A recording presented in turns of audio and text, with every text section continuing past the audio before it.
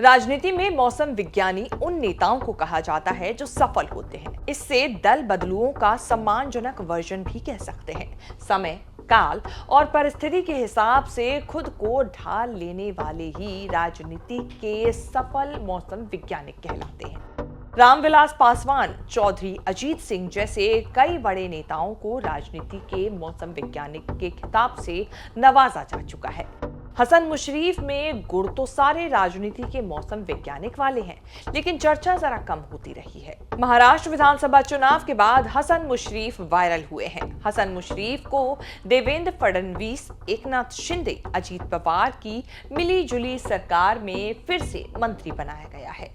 अजीत पवार की एनसीपी के कोटे से महाराष्ट्र के माननीय मंत्री बने हसन मुशर्रफ। पूरी महाराष्ट्र कैबिनेट के अकेले मुसलमान मंत्री हैं। बीजेपी शिवसेना की सरकार में एक मुसलमान को सरकार में जगह भी इसीलिए मिली कि वो अजीत पवार के कोटे से हैं। अजीत पवार हिंदू मुसलमान वाली राजनीति के पचड़े में नहीं पड़ते, बस पार्टी, पद, सत्ता के लिए सेक्युलर राजनीति करते हैं। अजीत पवार की इसी सेक्युलर पॉलिटिक्स से फायदा हो गया हसन मुशर्रफ का। कांग्रेस के विलासराव देशमुख से लेकर बीजेपी के देवेंद्र फडणवीस की सरकार में रहकर हसन मुशर्रफ ने गजब का रिकॉर्ड बनाया है। 25 साल में महाराष्ट्र के हर सीएम के सरकार में मंत्री रहे। जरा लिस्ट पर गौर कीजिए। सबसे पहले 1999 में चुनाव जीते, पहली बार विधायक बनते ही विलासराव देशमुख की सरकार में सीएम बन गए। सुशील शिंदे, अशोक चव्हाण, पृथ्वीराज चव्हाण, उद्धव ठाकरे, एकनाथ शिंदे मुशर्रफ के सीएम रहे। लिस्ट में देवेंद्र फडणवीस का नाम नहीं था। अब फडणवीस भी मुशर्रफ के सीएम बन गए हैं।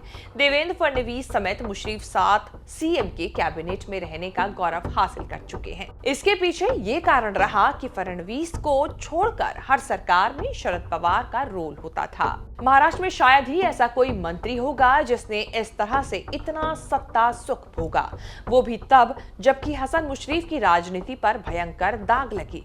आरोपों से घिरे हैं, ईडी के फंदे में फंसकर भी सरवाइव कर गए। जिसके साथ रहे उसने बाद में विरोध किया, जिसका विरोध झेला बाद में उसी के साथ हुए।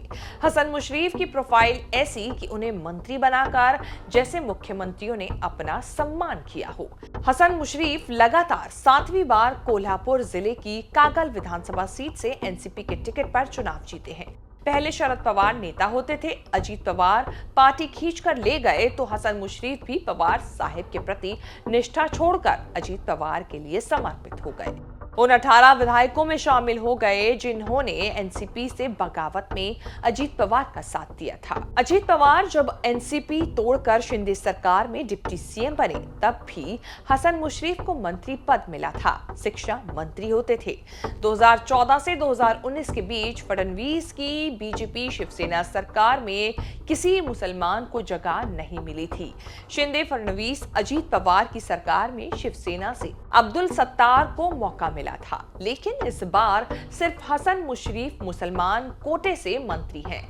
हसन मुशर्रफ का इलाका कागल शुगर बेल्ट का सेंटर माना जाता है। एनडीए सरकार में हसन मुशर्रफ जब ग्रामीण विकास मंत्री थे, तब ईडी उनके पीछे लगी थी। चीनी मिल से जुड़े 100 करोड़ के घोटाले के केस में ईडी ने रेड डाली थी। तब हसन मुशर्रफ बीजेपी के निशाने पर थे। बीजेपी नेता किरीट सोमैया ने मुशर्रफ पर 100 करोड़ रुपए के घोटाले का आरोप लगाया था। बात आगे बढ़ती उससे पहले हसन मुशर्रफ ने पार्टी बदल ली, दाग भी धुल गए, वापस मंत्री भी बन गए। शायद इसीलिए हसन मुशर्रफ को राजनीति का मौसम वैज्ञानिक कहा जा रहा है। फिलहाल इस रिपोर्ट में इतना ही। उम्मीद है आपको आज की हमारी रिपोर्ट पसंद आई होगी। इस तरह की खबरें आगे भी देखने के लिए बने रहें न्यूज़ तक के साथ।